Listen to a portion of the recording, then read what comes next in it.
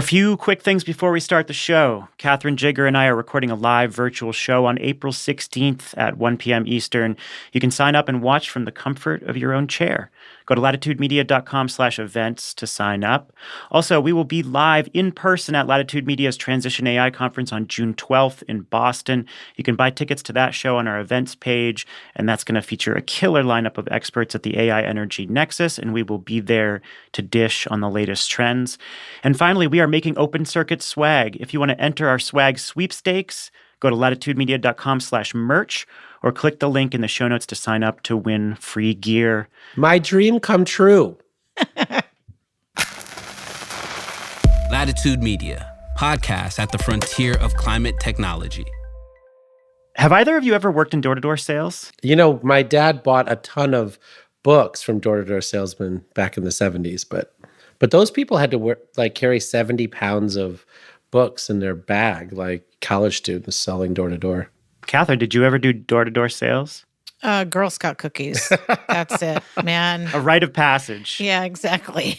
I have a weird relationship with door-to-door sales, though, because I hate being solicited. Me too. I can't stand it when someone comes to the door, but I'm also incredibly nice, so I talk to them and I work through it. And inside, I'm like, please make this end. It's a very confusing way to live. I'm lucky that I have dogs that are a deterrent. From Latitude Media, this is Open Circuit. This week, a perfect storm for residential solar. With interest rates still high, massive shifts in state and federal policy, and major installers struggling financially, what's the path forward for an industry that has long faced cycles of boom and bust? We'll look at how the industry may emerge from the current downturn, and also ask what could happen to Sunnova's loan guarantee as the company faces its own struggles. Plus, as data centers get creative about sourcing power, a novel solution, off-grid solar microgrids that could bypass grid constraints entirely. Is this an answer to the AI power crunch?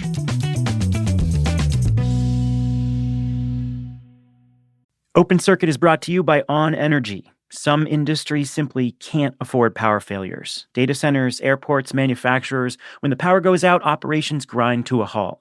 That's where On Energy comes in.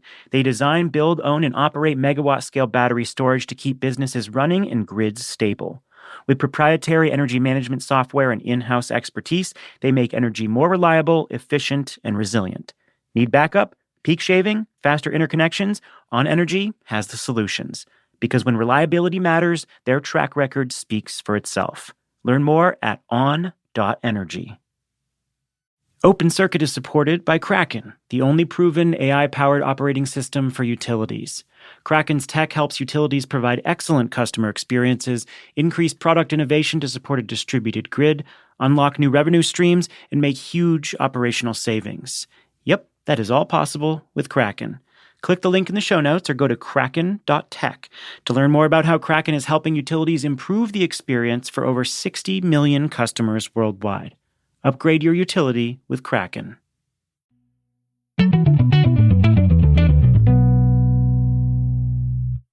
Welcome, I'm Stephen Lacey. I'm executive editor at Latitude Media. I am joined, as always, by Katherine Hamilton and Jigar Shah. Katherine, you are in a new recording location. It looks like one of those fake, it's so beautiful, it looks like one of those fake backgrounds on Google. Yeah, it's my she shed. I'm in the mountains, and we took an old, nasty old tool shed, really, that was full of animal traps and rusty nails and old axes that Lord knows what they were used for. And I made it into a place where I can work and have tea by myself. No Sarah Week? No, one of my kids is on spring break, and we had a bunch of family things going on. So I was just like, okay, I'm going to skip it this year and just see how it goes. And evidently, the Secretary of Energy literally gaslighting everybody. Why did he gaslight people? Basically, the message being that gas is cheap and plentiful and we need more of it, and renewables are super expensive and are causing consumer rates to go up, which is, that last point is simply not true. Katherine Hamilton is the co-founder and chair of 38 North Solutions, and Jigar Shah is a clean energy investor and former director of the DOE's Loan Programs Office. Why were you not at Sarah Week this week, Jigar? Oh, I did a lot of Sarah Week the last 3 years.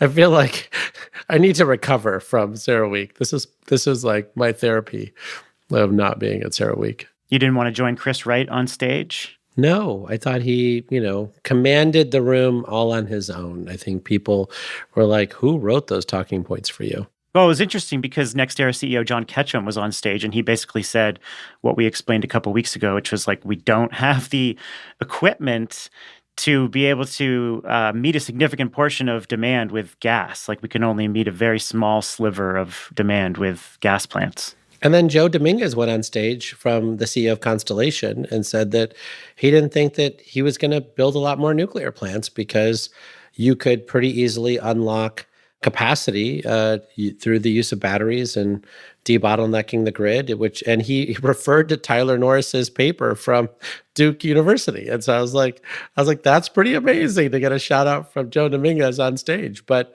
so I thought it was a fascinating, like tale of two stories. But the story coming out of CERAWeek is definitely, the president is talking down oil prices. And everyone's like, we don't make money at $50 a barrel. And, gas is ascendant, but, like GE Vernova and others are not sure whether it's ascendant. So they're not going to spend a ton of money on new manufacturing capacity. And, solar and wind and battery storage continue to provide 90% of everything that gets connected to the grid. So there you have it. You didn't have to go to CERAWeek for that. Should we just call that the end of the episode? Yeah, man. Let's take a ride on the solar coaster, shall we? There was a point in my career when I covered the solar industry, particularly the residential solar industry, extensively. And it's been a while since I've immersed myself, so this feels like a really good time to do it. The residential solar industry is going through one of the most challenging periods in years. Just last week, Sunnova, the second largest residential solar financier in the country, issued a going concern warning in its earnings call, saying there's substantial doubt about its ability to continue operations for the next year. The company's stock plummeted nearly 60% in a single day, and earlier this week, CEO John Berger stepped aside. This follows SunPower's Chapter 11 bankruptcy filing last summer, where they sold off 3 business units and laid off hundreds of employees. And meanwhile, companies across the country are shutting their doors, with hundreds of solar dealers and installers shutting down or declaring bankruptcy in the last couple of years. So we're seeing a reversal from the hypergrowth that defined residential solar for much of the past decade. In Q2 2024, U.S. residential installations declined 12% year over year, marking the third consecutive quarter of decline. And this trend is consistent across major solar markets internationally. So before we get into the industry-wide factors, I do want to start with Sunnova specifically, which is both a story about the market and about the political moment. In 2023, the company secured a $3 billion loan guarantee from the Department of Energy when Jigar was leading there. It was the first loan guarantee for a virtual power plant and the federal government's single biggest commitment for solar, and it was designed to support over $5 billion in financing residential solar, battery storage, and tying them together for virtual power plants. But that loan has faced a lot of scrutiny from congressional Republicans who have called it the next Solyndra, even before Sunnova's recent troubles. So let's talk about sort of Sunnova as a company and some of those political dynamics. Jigar, what's happening with Sunnova? Well, let's first get out of the way that I personally have never owned Sunnova stock or made money on Sunnova, although I get accused of it. Was that a claim? Oh, yeah, I get accused of all sorts of things. But I think it's important to understand what we did with Sunnova, right? Is that the U.S. government did not directly loan Sunnova any money, right? So what Sunnova does is they provide loans to customers to buy solar, or they might do third-party owned systems, right, where they raise the tax equity and debt. And then they go to Wall Street and they say to the credit rating agencies, how much money will you give in terms of how much of our cash flows will you say are creditworthy, right? And what we did was we said, hey, if you use this DOE data, would you push that a little further than you otherwise would, showing that poor people actually pay back their loans when it's a result of energy? And we guaranteed those bonds. So the federal government guaranteed those bonds. We'd never actually wired money to Sunnova like we did with other people. And so today, like as of taping, the bonds are still trading at par, which means that no one believes that those bonds will fail. Everyone still wants to buy those bonds, et cetera. Jigar, why is Sunnova struggling as a company right now? I mean, Sunnova took corporate debt, right? Like at the Sunnova corporate level out. And, their business has had, tough gross margins. And so they've been having a hard time paying back that corporate debt, right? When you have corporate debt you can't pay back, you either have to renegotiate with the provider of that debt to settle things so they don't put you in default. And if they do put you in default, then you have to actually, maybe go through a restructuring and have the courts force the debt provider to, take a haircut on what they get paid back, right? But the underlying bonds for the individual loans that they provided to residential homeowners, those are all doing fine. Not just the ones that LPO guaranteed, but also lots of other bonds that they've issued. Those are all doing fine as an asset class. This is really about Sunnova corporate taking corporate debt out that they shouldn't have taken out. So is there any risk to taxpayers? No.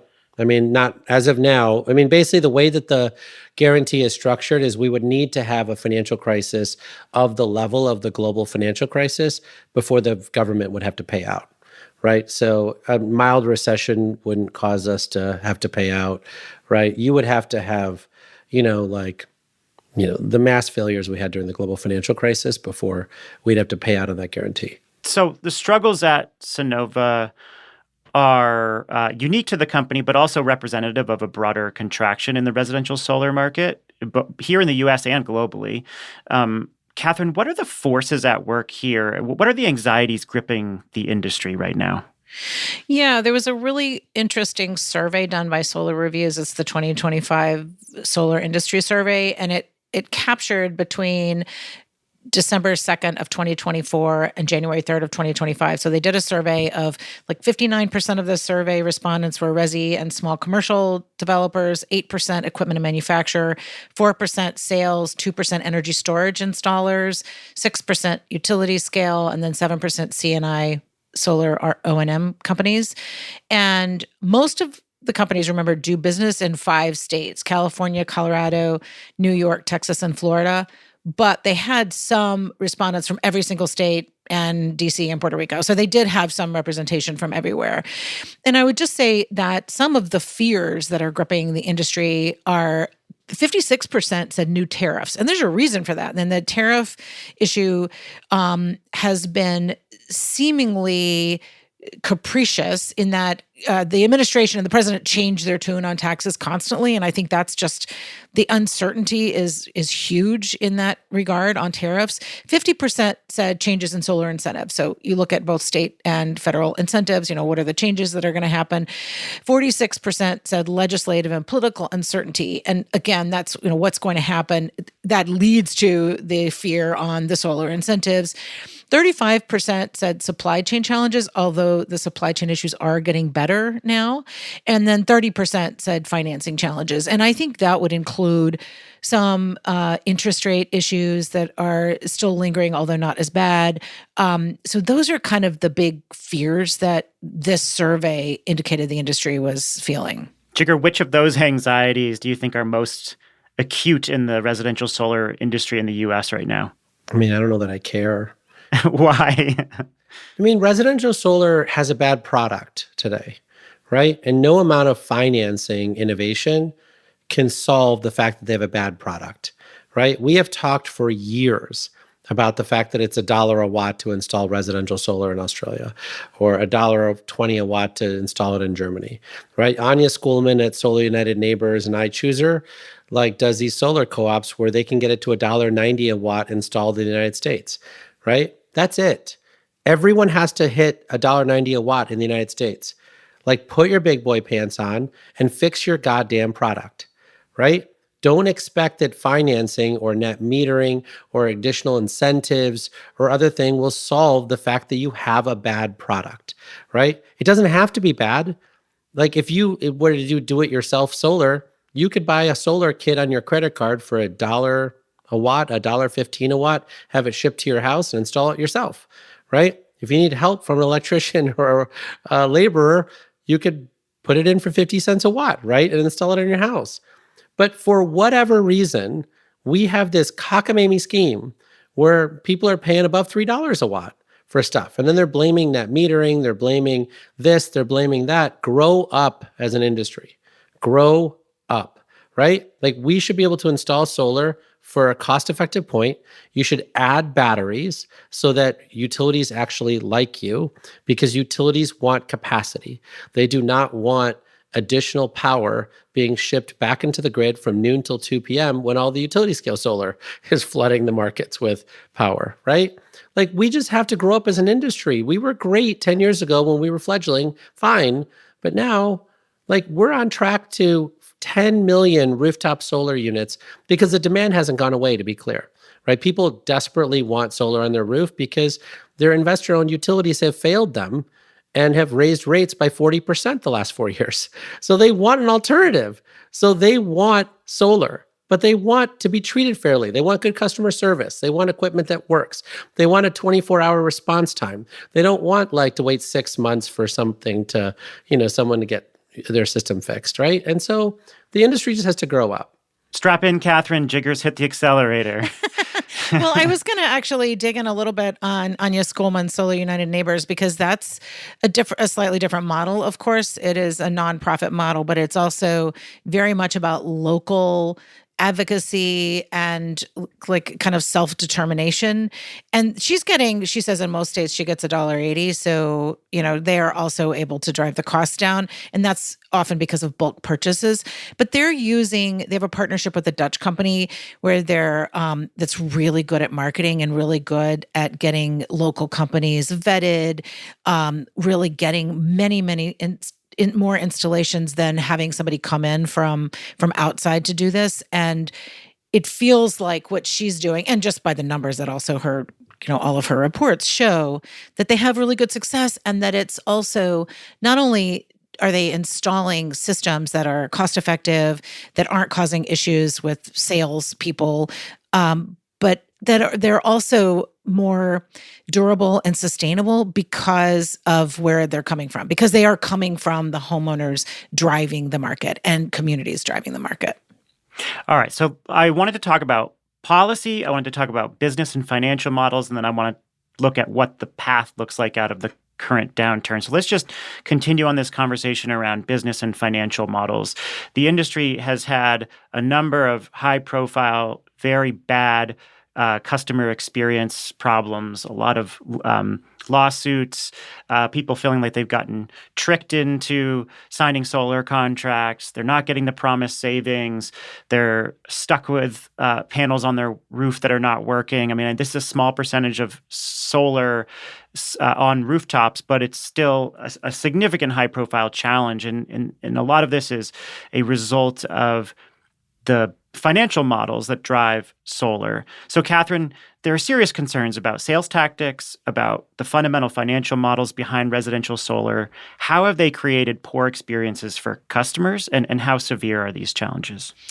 Yeah, and I don't want to downplay customers that are feeling pain from something, from listening to salespeople who are not being truthful. And a lot of these solar, I know Solar United Neighbors has on their website, and I'm absolutely sure that all the other folks do, have like, here's what you need to watch out for so you're not fleeced by somebody who comes to your door. They are, as you mentioned, a very small percentage, but those are the stories that people like to tell. So not to downplay their pain and their suffering of those people. I just think, whenever there's a boom of anything, there are going to be some bad actors, and trying to make sure that you have good people doing the jobs is going to be really important. And maybe that means we don't do as much door-to-door sales. Maybe we figure out other ways to make sure people get solar in a way that actually does save them money. Jigar, what is causing some of these problems with customers? Is it the basic financialization of solar leases that is causing this door-to-door sales pressure and forcing bad experiences with customers? Like, break down the root of the problem. Yeah, in a way, I think that's right? The financing companies really just want volume because that's what you need to do financialization. But I think the bigger part of this is that the financial companies have only one rule, which is that the customer has to save money. If the customer saves 5% on the payment, they're fine with that, right? The fact that the customer could have gotten the system for half of what they paid for it, they don't care, right? And so if someone pays $4 a watt for solar even though they probably should have paid $2 a watt for solar, they were not driving that. They were saying, look, it's not really our place. The dealer makes a deal with the homeowner. And the fact that we have all this data and we know that some of the projects were sold at $2 a watt and some of the projects were sold at $4 a watt is not something we have to police, right? And so then, as Katherine suggested, a very small percentage of customers are feeling bad about their purchase on solar and whatnot. And some of them have had bad experiences when they buy a house with solar on it and they had to transfer the lease or whatever it is. But ultimately, the bigger problem is that when they found out that they could have gotten cheaper solar, they're trying to figure out, like, well, who's to blame for that? Like, who is supposed to protect me from, unscrupulous practices from local dealers, right? Or just bad business people dealers, right? And the answer is no one, right? The answer is no one, right? But in the mortgage industry, everything's regulated, right? You have a regulated realtor, you have a regulated person that makes you sign 77 pages with your initials, right? You have a standard contract, you have all that stuff, right? So part of what Anya's been trying to do is to put together a cover page on every single financing proposal so that there's truth in lending that makes it crystal clear on who's doing what. But I do think that the big challenge that we have here is that the financing companies do not feel any responsibility at all on driving down the cost of solar. They're just saying, as long as it's a legal contract between a dealer and a customer, and they check, by the way, no one's getting fleeced. I know that everyone claims that they're getting fleeced, but they record every single phone call that they do to check with the customers before they finance it. They say, did you sign up for this price? Do you know that you're only going to save 10% on this thing? Do you know that you agreed to these terms, right? All of that's recorded. And not because they want to protect themselves on this side, it's because the Wall Street banks make them record that and make sure that it's crystal clear that no one got fleeced, right? Is it your name that was signed on the contract? Am I talking to the person who signed the contract? They check all of that, right? So no one's getting fleeced, right? But it is true that no one's in charge of driving the cost down. Everyone's value pricing and saying, oh, you're paying 42 cents a kilowatt hour for your power? Well, then I can charge you more for this solar project. And that just feels icky all around. So we have a soft cost problem here in the United States. The cost of installing solar, these soft costs are 13% higher than they were 2 years ago. What are these costs, Katherine, and why are they a problem for U.S. solar? Yeah, so one is fragmented permitting and regulation. Permitting is done state, local, municipal level. It's all over the map. All the processes are different. So DOE has the solar app that NREL developed, and that's been great. I mean, adoption has been a little bit slow, but that's the way you could essentially be able to get through some of those processes more quickly. Customer acquisition costs are high, of course. There's just less awareness of solar than there are, say, in HVAC or windows or roofing, things that people think about on their home all the time because it's a little bit different. And so just having education and people understanding what they're getting makes it a higher cost. Labor costs, U.S. has higher labor costs than other countries. And also just installation efficiency. And that goes back to all these different permitting regulations and requirements, inspections, utility issues. Interconnection and utility resistance. Interconnection is a huge issue. It just is, it's expensive and it's slow. Utilities are I'm not going to say all of them, but some utilities cause issues.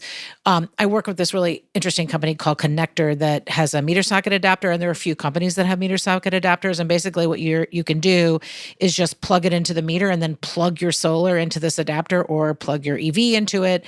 And that prevents having to upgrade your panel, because sometimes you have to upgrade your panel to get all of these extra pieces of equipment. So, having things like that would be helpful. Also, just lack of standardization, standardized equipment. And Jigar had talked a little bit about Australia. They have standard equipment, installation practices that just allows scale more easily and cheaply. So, there are a bunch of different soft costs, and that's always been the case. Soft cost has always been the biggest issue with solar installation. And I think those are highlighted, especially when you have a tight labor market and increased, costs, financial costs, and interest rates. I think the big thing, though, that people don't cover is that There's a lot of dealers who just don't want to fix these things. They're like, the fact that it's super hard to do solar and I know how to do it makes it awesome. Like, I'm the oligopolist who can handle all of this like pain and suffering. And I was like, well, that's a weird thing to like be for. Like, you want like a weird Byzantine set of rules for your permitting and for like interconnections so that you can't have competitors.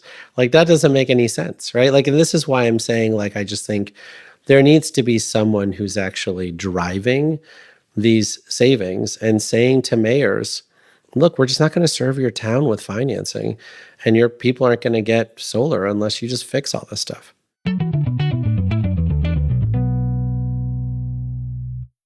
Open Circuit is brought to you by On Energy. On Energy is one of the fastest growing battery storage IPPs, delivering storage solutions for utilities, enterprises, and critical infrastructure. With 300 megawatt hours deployed across 65 projects, their proprietary battery solutions are helping bridge the gap to a future where energy is abundant, clean, and resilient. With a vertically integrated approach covering design, financing, software, and operations, On Energy seeks to make storage simple.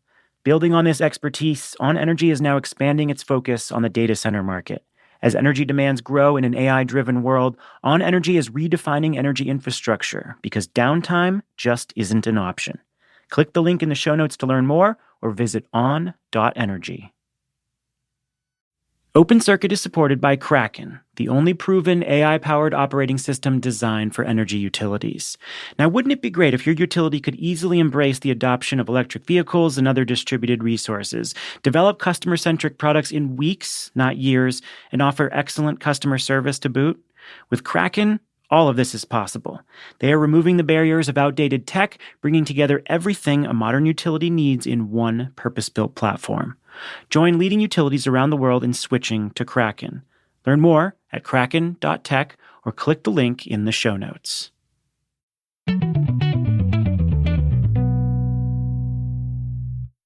You have said, Jigar, that residential solar companies don't solve problems for utilities, so they don't have much to sell right now at public utility commissions.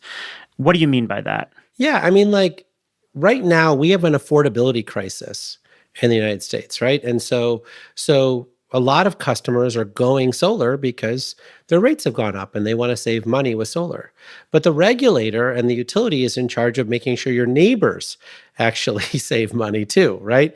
And so the question becomes, how does your choice of putting solar and battery storage on your house save your neighbors money? And that's by joining a virtual power plant. Right. And that's why Sunrun and Sonova and others have now rebranded themselves as virtual power plant companies, because they recognize that unless they're actually helping neighbors reduce power, there's going to be a lot of animosity towards the people who put solar on their roof. Right. I don't believe in all the cost shift stuff that, folks have accused the solar industry of. So I'm not suggesting that there's this major cost shift issue, but I am suggesting that like, solar alone doesn't really help you per se. It doesn't provide you any resiliency, right? It saves you some money. But if you have a power outage and you have a grid connected inverter, you have to shut down your system. So you need a battery to get backup power, right? And people are buying backup power in record numbers, right? Generac is sold out for the next 6 months, right? So I think that when you think about what the utilities need, they need batteries so that they can shift load to get more utilization out of the distribution grids we've already paid for and make rates more affordable.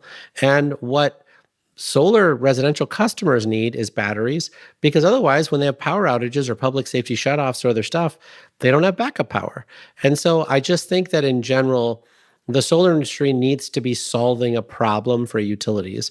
Otherwise, they're going to lose the license to be able to deploy this stuff quickly, and there won't be enthusiasm on the utility side.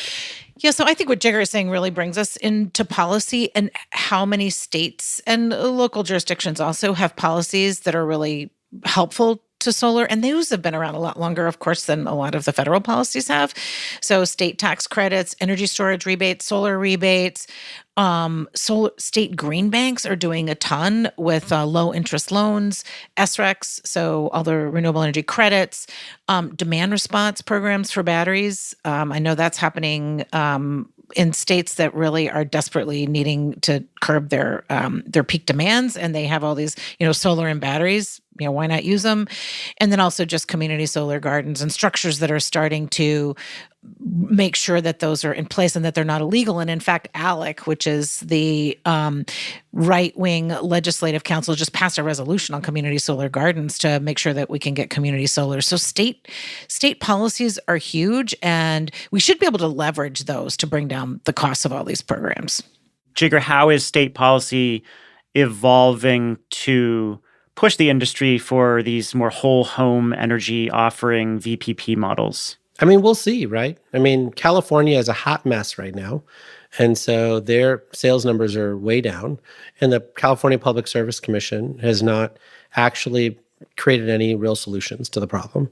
When you talk to PG&E in Southern California Edison, they recognize that they need things like the DCP, the distributed capacity procurement stuff that Pierre Lafarge has been doing, or other things, right? And so they need to figure out how they integrate this industry into their integrated their models, right? And right now, they kind of are doing it, they're kind of not doing it. And so they're in this weird spot where we have all the technologies needed to make electricity affordable, but they have a huge cultural problem where they're like, but we want to do things the old way. And we're like, well, you've been raising rates by 10% a year doing things the old way. Like, you've hit your breaking point. And so I don't know how this is going to get resolved, right? But I do think that the residential solar industry and the utilities are going to have to find a way for 1 + 1 to = 3. Otherwise, I think we're just going to be muddling along. So on the policy side, Katherine, in that survey you referenced earlier, it clearly showed that people are concerned about tariffs, and they're concerned about broader policy changes, either with tax credits or broader legislative changes, and this can be on the state level or the federal level. So there's a ton of policy anxiety. What specifically do you think the industry should be concerned about in this current environment? Yeah, on the federal side, we have more incentives than we ever had, and I'll mention in a second what people are doing already, but certainly the investment tax credit for solar, for storage, for interconnection. There's also an adder for low income projects. There's also the EPA Solar for All program that was Bernie Sanders' kind of vision to get solar financing and inexpensive solar to low income customers. And that program is percolating along so far. So hopefully that will keep going. That was a $7 billion program that's going to all states everywhere. I think what folks are doing is twofold to try to help push back on any reduction in those programs. One is, of course, they're meeting with Congress. Like SIA has done all these Hill Days, CEOs, and everybody is coming into town to talk to members of Congress. But even more importantly, people are going out to talk to their mayors, their local press, their towns, to really talk and having folks like Anya has 1 million people out there who are part of this advocacy network. And they are talking and saying, why would you even dream of taking away this program that is saving me money every single day? And so there are a lot of ways to get at it. The hope is that because there is so much support on the federal side, that those will not be significantly reduced. I do think the uncertainty is almost worse than just whether or not they're going to do anything right now. And we're just in this period of uncertainty, which kind of paralyzes folks on the investment end and on the financial end. Jigar, you are one of the most opinionated people I know on solar policy. So if you could wipe the slate clean and get us beyond the stop-start nature of promotion policies, what do you think the magic combination of policy would be that feels sustainable? Look, I mean, I think our industry is like every other industry. It wants to be valued for the product that we produce, not for the financial engineering of tax credits and whatever it is that we do, right? I think we are at a unique moment right now where we are hitting load growth. We have a platinum-plated grid that we have overpaid for, and we're now at a place where we're using it 25% of the time for residential, distribution circuits, right? I think that the solar industry is the best positioned industry to figure out how to work with the utilities to actually get these grids used in a much more sustainable way, right? And I think we should get on with it. We have all the products. We have virtual power plant companies. We have smart panels, right? We have figuring out how to prevent people from having to upgrade their service. We have, batteries. We have control systems that can control your backup generator if need be, right? We have all of this stuff. And instead of talking about how to get more value for the stuff that we're doing, because we're 90% cheaper than upgrading the distribution circuit or the transformer, right? We're talking about net metering, or we're talking about tax credits. And I don't want to talk about that anymore. I want to talk about how we get paid for the essential services that we provide as an industry. Our products are the best products on the market. And I want people to recognize that. When I mean people, I mean electric utility companies and their regulators who continue to want to raise rates by 10% a year instead of putting out these products that we have perfected in a way that is super awesome. Yeah, Jigar, that is the nut of it. Like, we wouldn't need all of this if utilities played straight. If utilities let us in and gave us credit for the value that customers can bring to the grid, we wouldn't be having this conversation, but that is not the case. All right. Let's turn now to another application of solar that could help solve one of the biggest challenges facing the tech industry and the electricity sector today, and that is powering data centers. It is now very widely understood that AI data centers consume enormous amounts of electricity, and of course, their power needs are expected to grow exponentially in the coming years. And the biggest constraint to data center expansion is securing power. Grid connections often have waiting times of 5 or more years, and building dedicated gas plants can take many years given current equipment shortages. So I was struck by a recent analysis from Stripe, Paces, and Scale microgrids that suggests there might be a faster solution, that is off-grid solar microgrids. The researchers modeled many different potential system configurations, ran 20-year power flow simulations, calculized the LCOE for each scenario, and they found that off-grid solar microgrids could be the fastest and potentially most competitive option for serving large data centers. So let's dig into the research. Katherine, you talked to one of the contributors of the report, that's Duncan Campbell from Scale Microgrids. What did he tell you about the range of options they were analyzing? Yeah, super interesting. Duncan is so smart, and I hope I do him justice here. So here are the list of options for meeting AI needs, right? One is you can expand the grid. This takes a really long time, and it's very expensive. You can do things like grid-enhancing technologies. You can do things to try to squeeze electrons out of the current grid, but expanding the grid, as we know, is really difficult to do. The second thing is restarting mothball facilities like 3 Mile Island. Again, that's a great idea, but there are not that many of them. So that's not going to solve everything. Another thing is to build off-grid clean firm energy like next generation geothermal or new nuclear facilities. Those are great options. Again, not quick and expensive until we can scale. The fourth thing is building data centers and infrastructure next to already built utility scale solar and batteries. The problem is that those facilities were built generally to serve other loads, and do they have enough capacity to then also serve new data centers? Another thing is power them with rented portable gas or diesel generators. And that's like a kind of a good stopgap fast solution, but probably not sustainable. Another thing is to build off-grid co-located natural gas. And we've talked about natural gas and how hard it is to get that equipment. And also not just the equipment, but like getting gas through committed lines is also difficult. So that was also an issue with that. Now, all of these will probably need to be done in some way. But the one piece that has been, as you said, conspicuously absent from the conversation is off-grid solar microgrids. And those allow for scale and speed. And they found that these are actual competitive alternatives to all of these other options. Did he say anything about why this solution hasn't really been considered in the conversation? Yeah, I think folks just didn't realize that it was something that was viable. So the seal hadn't been broken. That like people had not thought outside the box to include that. And he said now that's happening with Intersect, but that the keys of like trying to get to power quickly, time to power is everything for hyperscalers.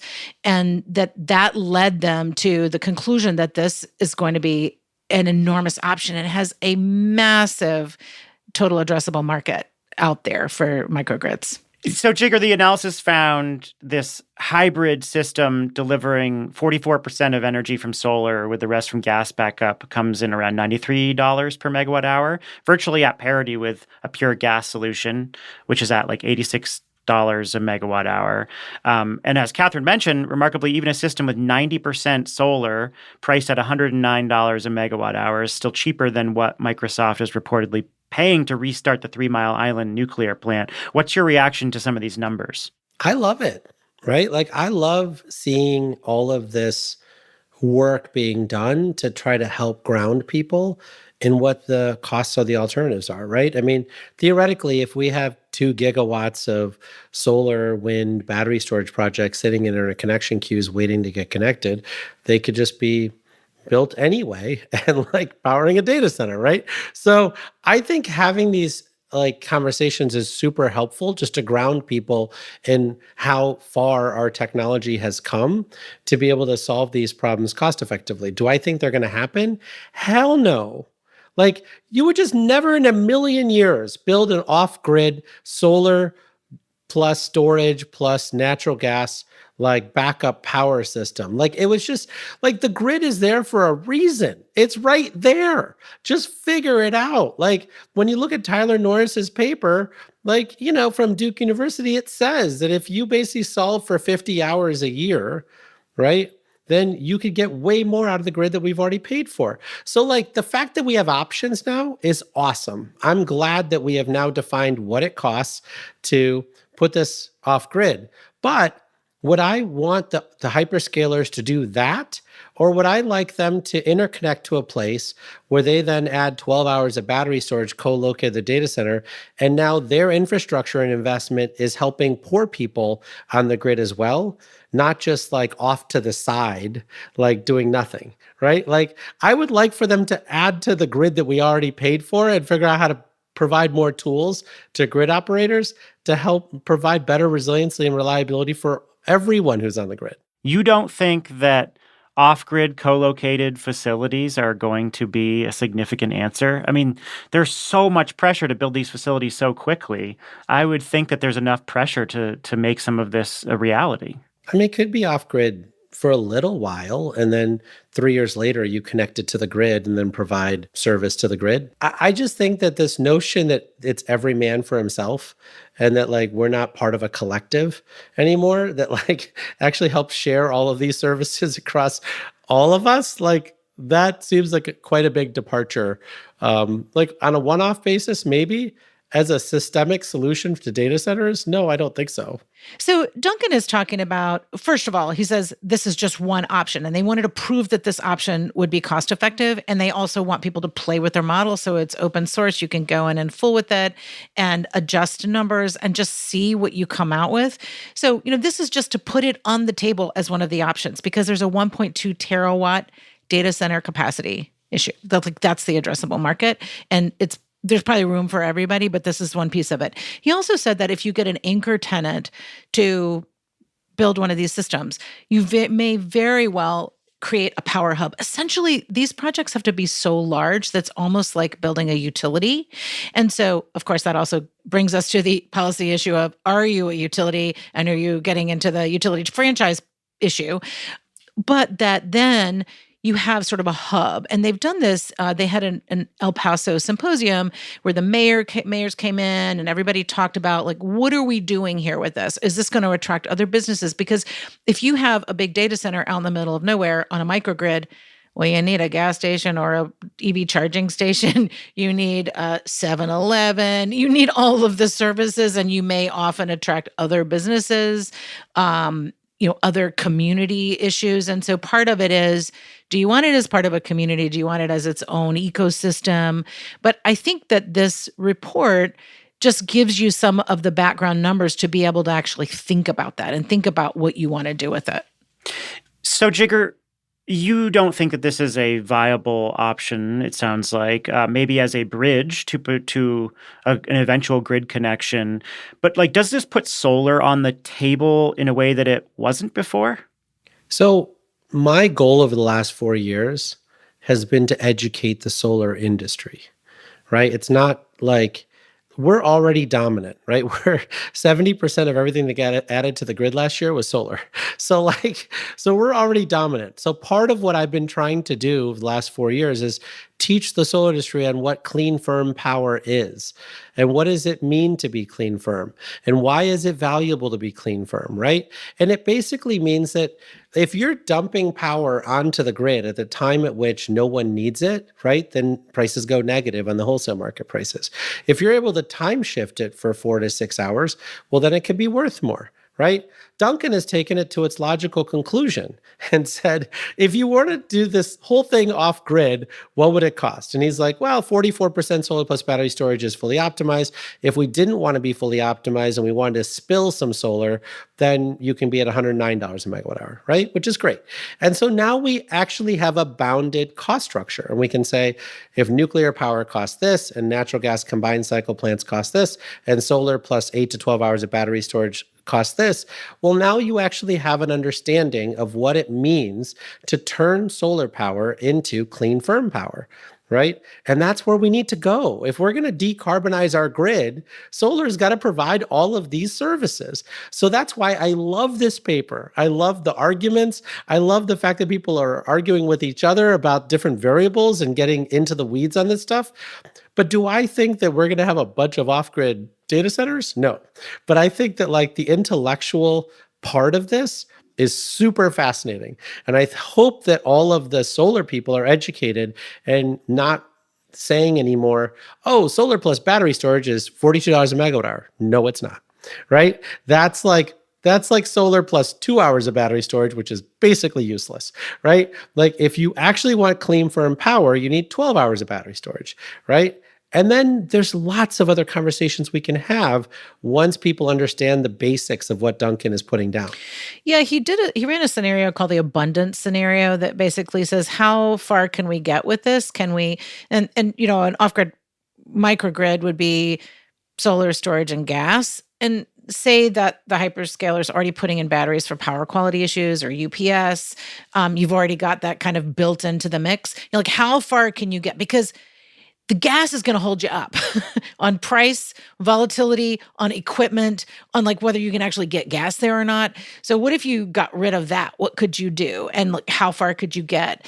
And you could probably get, Chris Clack is saying, 70 to 80%, but you could maybe get into 95% and then Jigar maybe put a few more batteries in, or like over time install your geothermal, then you've got it. Then you've got a clean system if you build as much as you can. So it is an incredibly interesting thought exercise, and also kind of forces the conversation of, can we do this in a way that is really clean and not have to rely on natural gas, or solely on natural gas, which is what a lot of folks are discussing right now. Well, that is it for Open Circuit. Jigar, Katherine, good to see you both.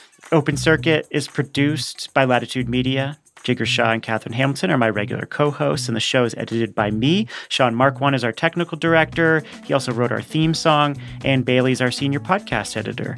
Latitude Media is supported by Prelude Ventures. Prelude backs visionaries accelerating climate innovation that will reshape the global economy for the betterment of people and planet. Learn more at preludeventures.com. And, of course, you can find more in-depth reporting on the topics we cover on this show. Sign up for Latitude Media's daily, weekly, or AI Energy Nexus newsletter, latitudemedia.com. You just go there and hit the subscribe button. And, of course, you can find this show anywhere you get your podcasts. So send the word to your friends, your colleagues, your family members, your dog, your cat, anybody who wants to listen to conversations on the energy transition. So many of you have started listening to the show. We got an audience really, really quickly, but I know there's plenty of people out there who used to listen to us who still have not gotten word, so make sure you spread it along. You can find transcripts at Latitude Media as well, and we will catch you all next week. Thanks so much for being here.